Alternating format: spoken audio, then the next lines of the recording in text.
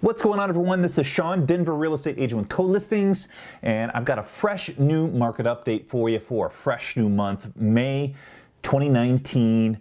I want to cover a few topics, some of them old, but one of them new, which I'm super pumped about. So we're going to do median days on market, months of housing inventory for single family homes, number of new listings, sale price, mortgage rates, Denver area unemployment, and the new one that I'm adding to the list is Q&A. So I've crowdsourced some questions from my online followers, and I'm going to get those answers to you so you can get an idea about what the market is doing and specifically what you are most interested in. Let's jump in. First on the docket is cumulative days on market for median, and it is 7 days month over month. That is a decrease, which is good. That means that it's not taking as long as it did the month before to sell a house. It's a drop of about 29%.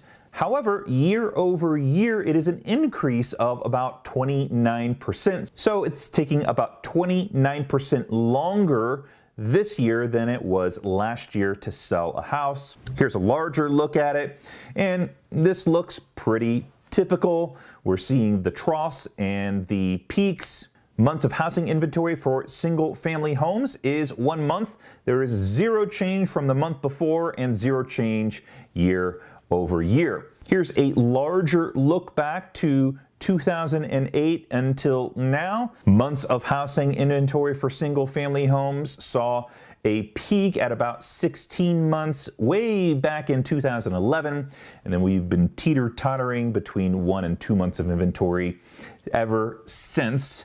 And still, even though we're not seeing crazy growth, this is definitely a very good market for 1 month of inventory. And that brings me to my next point. Number of new listings, we're sitting at 4,661 homes, and month over month, that is a 22% increase, which is good. You want more houses on the market. You don't want too much, but you don't want too little. Ideally in that sweet spot. Just under 5,000 homes for people to pick from is not really a whole lot, but it is very encouraging to see that we saw an increase month over month. We also saw an increase year over year at 8%, which I'm incredibly encouraged to see. Next is median sale price. We are sitting at $451,500.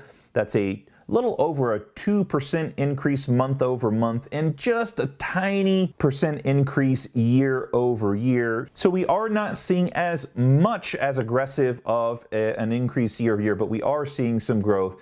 To me, that's a positive trend. I do expect things to look better this summer than last summer, but not by a whole lot. Moving on to mortgage rates, we're sitting at a 4.2% for 30-year, 3.64% for 15, and 5-1-year ARM 3.77%.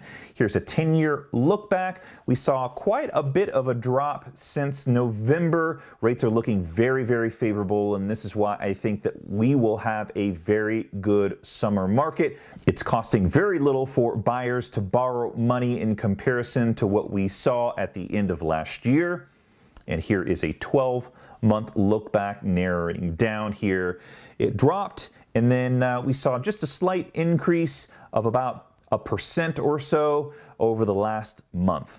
Unemployment rate for the Denver area is sitting at 2.9% month over month. That is a significant drop of about 14%. However, year over year is sitting at 3.45% increase. So unemployment rate was lower last year than it is this year. And here's a big look at it. We're still looking very good, I think, for the Denver area.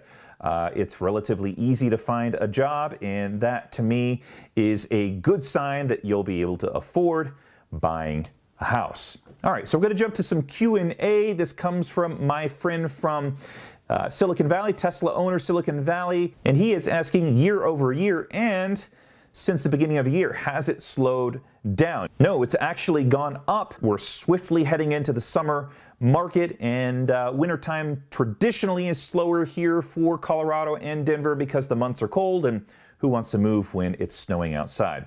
Logan asks, which specific areas in the metro area are cooling off?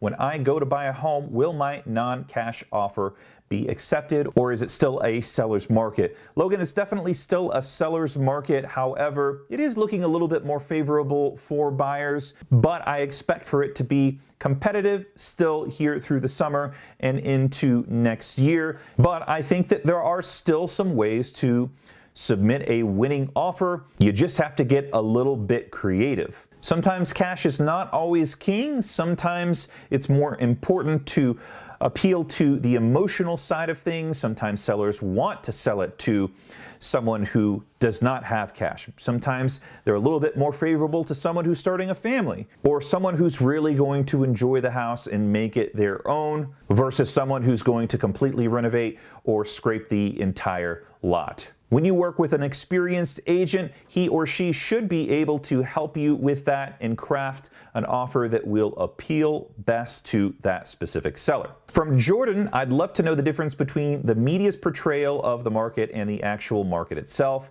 I can't tell you how many times articles, quote articles, I've read that the sky is falling and we're on the brink of a collapse. I've only seen a few that say the opposite. Denver market okay? Thoughts? Yeah, thanks for the question, Jordan. As we sort of exchange here on Twitter, this is an easy way for publications to get clicks. They're capitalizing on that fear, uncertainty, and doubt. However, specifically with the Denver market, it looks extremely good. As mentioned before, unemployment is really, really low. Interest rates are low. Overall, the economy looks to be pretty good, as well as the stock market. So I would say that as for now, we are in a very, very good position, especially you putting your house on the market. Things look very, very favorable.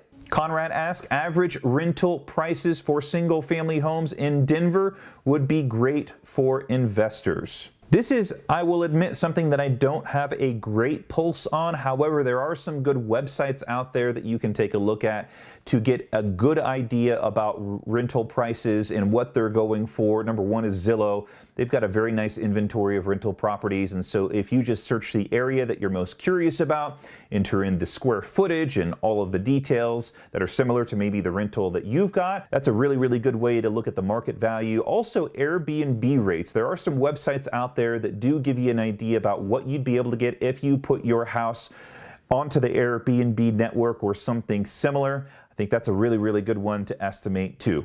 Ben asks, initial listing prices versus actual sale prices. I typically don't cover this, but I'm really glad that you asked.